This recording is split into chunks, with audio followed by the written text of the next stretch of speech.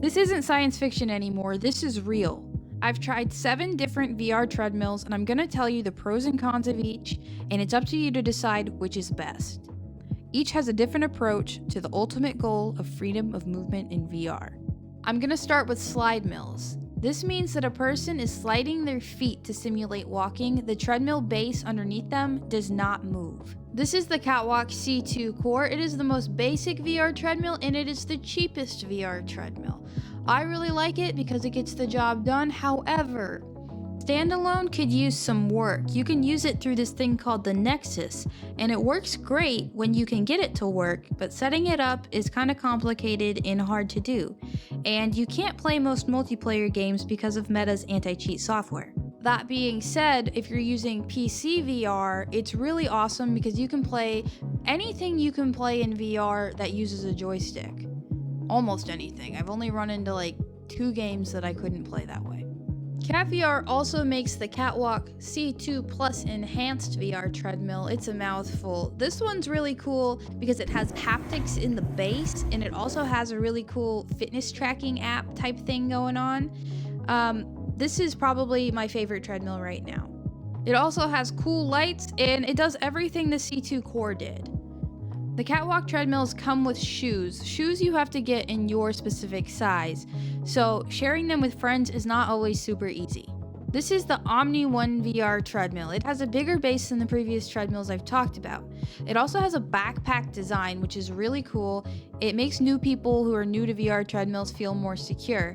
Something really cool about this treadmill is you can lock it into place so you can hold on to it when you're getting on the treadmill, which is really good for new people to VR. It also has a little hiding place for your cleaning supplies, and I love that because I like little hiding places. What really makes this treadmill stand out is how plug and play it is. For real, it took me like 10 minutes to set up the whole treadmill. I didn't have to screw things together like I did with the Katwalk. And it just worked straight out of the box with the Pico headset it came with, which was mind-blowing to me that it worked so easily. And because these things are complicated, tracking and all that, and I didn't really have to fuss with anything, which was really cool. Their standalone library is not super huge, but it's enough to keep people busy for a hot minute. One thing though is it does cost $15 a month for the online capabilities, kind of like, you know, when you use an Xbox and you're paying for Ultimate.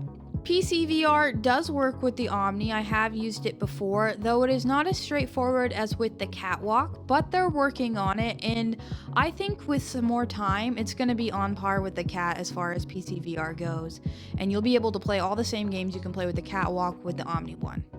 One thing I do wish the Omni had, though, is the haptics in the base. After having a treadmill with the haptics on the base, I kind of don't want to go back. The Omni treadmills use overshoes, which are these thingies you put your shoes into, and I really like this because you can put your shoes in them or other people's shoes in them with different sizes, so you can share it. Here's a little interview I did with the Omni crew. Okay, I've had my Omni One for months. I've played over 100 hours. I've walked over 100 miles in it, and I absolutely love it.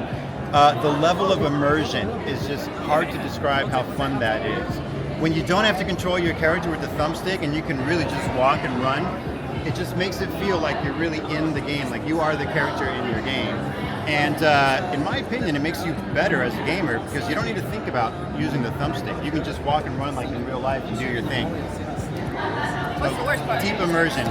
I'd say the worst parts are really the only kind of real negative we get people talk about is the size of it. It's not a small system. It's about 4.5 feet in diameter, but you would really need 6 feet of space.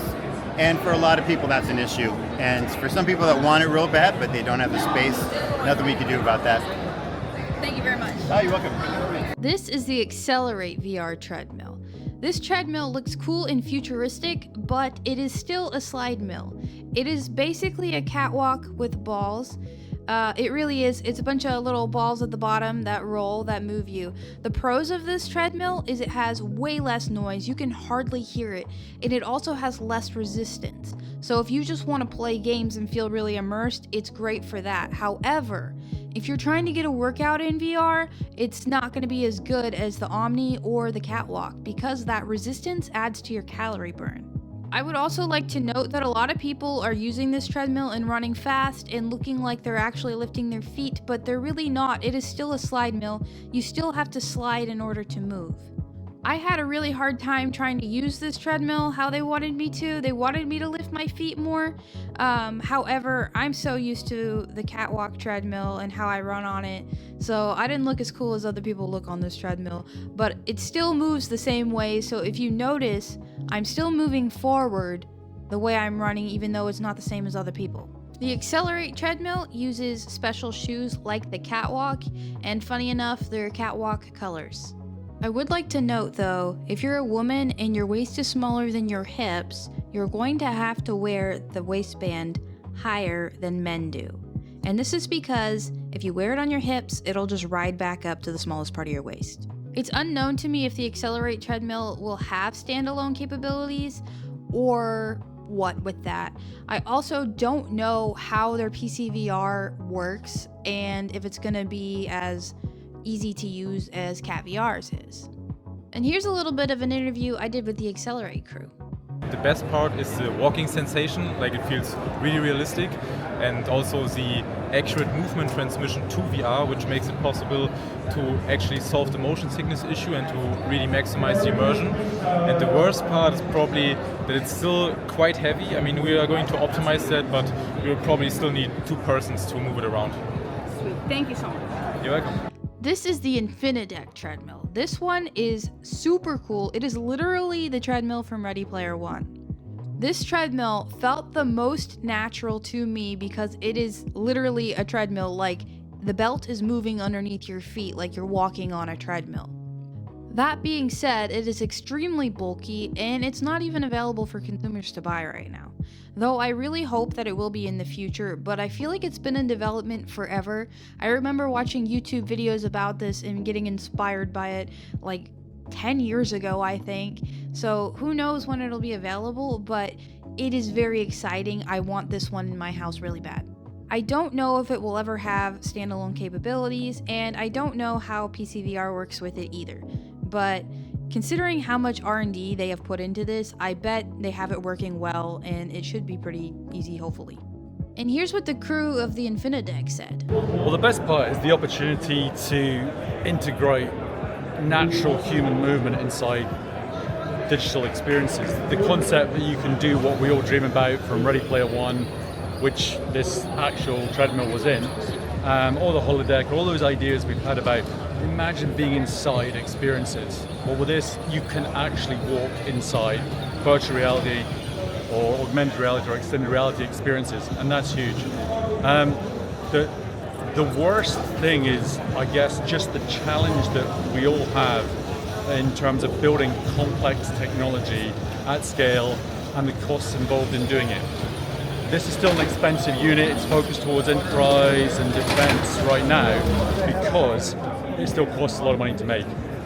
One day, we hope this will be a consumer device in 4 to 5 years' time where people are having them at home as well, and that would be a very exciting time for us. Thank you so much. This is the Omnideck treadmill. This is one of the coolest treadmills on this list, though it is huge. You have the most freedom of movement, but there's no way anyone could actually own it because it's way too expensive. I think it belongs in a VR arcade and nowhere else. My friend Aru VR owned it. He had a VR arcade and then he had it in a church for a while and I got to try it out. This treadmill has rollers. It's like these lines of rollers, and as you step forward, it rolls you back. So you walk naturally, but it rolls you back. To get this thing to work with specific games, Aru had to go into the games and like modify them and whatnot. I don't even know what he did, but he had to have special skills for it too. So it's not very accessible. Also, it costs $250,000. These are the Freeaim VR treadmill shoes. Yes, there are treadmills in the shoes. Look at this. This unique approach to VR treadmills, I think, has the highest potential to be something people would actually use. Because of their size, they can just put them away instead of taking up a large portion of your room. Right now, they're pretty expensive. They have a Kickstarter going on, and I'll put the link in the description if you want to check it out. But I think in the future, it has the most potential to be the cheaper option. Smaller amount of materials used usually means smaller price tag. However, that being said, they are still bulky right now and heavy. I think if they can get the weight down and make them a little less bulky, it's going to take off into the mainstream. I think this has huge potential. I don't know what their game software looks like, and I don't know what capabilities it'll have for standalone ever. And here's a little interview with Freeaim. I think the best thing about our device is that it feels more natural compared to like you kind of sliding your feet, that kind of sensation. And it's also portable as well, so you can put it away, out in a cupboard or something like that. It's not like a permanent feature in your home. You're asking me the worst thing about the device? Yeah. I think like the biggest challenge, if we can put it in that way, is trying to kind of make this work well for everybody. We got light, small people, we got really big and heavy people, and so we're going to kind of dial in the settings to work across like a really wide range of people, and that's been a particularly challenging thing. We're still trying to automate that. So I guess that, in terms of the worst thing about the device, that's probably like the biggest challenge is just kind of get this kind of robotic wearable device working like optimally for everybody. In addition to interviewing the developers I could interview, I also interviewed Jbahr. And if you don't know who Jbahr is, he's kind of the king of VR treadmills and VR tech. He knows more about this than even I do. So here's what he had to say.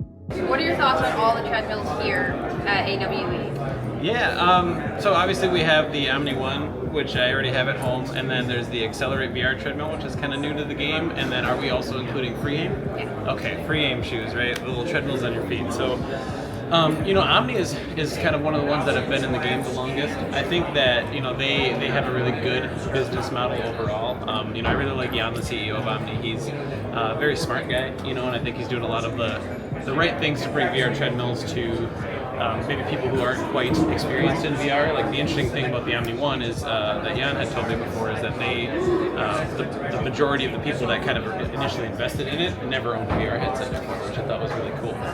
Whereas I think things like the Freeaim Shoes and this new Xclerate treadmill might appeal to people who have already kind of been experienced with VR. So I think my opinion across them is, Omni really kind of has the market right now on standalone VR. It's really plug and play. Like, and it comes in 4 parts. You don't, it's really easy to put together. Yeah, and like you can throw, I think, anybody on that and into the system, and it's like intuitive. They have really good, I think, smooth software, which is always important. Xclerate, I wasn't able to really take a peek at like how their software works. So I'm kind of excited to eventually do that, and they are going to send me one, so hopefully I'll be able to like really dig into it. But that one kind of really impressed me in some different ways. You saw like I was able to like really sprint on that. Like I've always I try as hard as I can on the Omnis and the Katwalks and everything. Just like drag. Yeah, there's always friction, right? Like, it is a slide mill at the end of the day, so you're kind of always fighting a little bit of friction there. But the Xclerate one was impressive because those ball bearings, I felt like I had, and people like us probably have the kind of like the VR treadmill balance muscles a little bit more built in, right? So like I already had the feeling for how to walk on it, but I felt a little bit more free to like really run, which was interesting. And I didn't feel like that ice skatey feel that you kind of like. My initial impression of it was, it feels like it would be hard to stay balanced almost, but I didn't feel any of that. And then my other critique for them was the ball bearings. I thought it was going to be really loud because that's a very common. If you've had the same type of comments I had on the other ones, everyone's always worried about the noise, right? But yeah, it's like dead silent. So I think that that's a huge pro for them, and I think that they are going to probably really be able to compete against Katwalk specifically if they can keep around their price point, which I think they're saying is around $1,000 right now. Wow, yeah. Yeah. So, what do you think, and you don't have to answer it, what do you think is the worst VR treadmill experience right now? And what do you think is the best VR treadmill experience right now in 2025? Okay, in 2025, it's an interesting question, right? And like it's one that I get a lot. It's hard to say the worst only because they all do something different. You know what I mean? So in my opinion, like Omni is really focused on standalone. I would say that Katwalk has a worse standalone experience, right? Like I get tons of people like that reach out to me to get help with that Nexus device. Me too. It's very it's very prone to like, issues with like games updating and then not working anymore. It doesn't work with everything out there. Like it's not an easy thing to work with. So, that's what I mean when I say like Omni kind of has the market on standalone VR, I think, and they're probably going to still beat out like, Xclerate. I don't know yet what their plans are for standalone. The other thing that we have to talk about though is like Cat is 3 times less expensive than the Omni, right? So like there's like a budget thing, right? So if anyone's trying to get into this and they want something that they can afford, like the Katwalk is probably the better option, or maybe potentially this Xclerate treadmill, depending on how when they come to market, if the price is still kind of right. So it's a very hard one for me to answer. The Omni finally has their PC VR software out, and it works really well right now.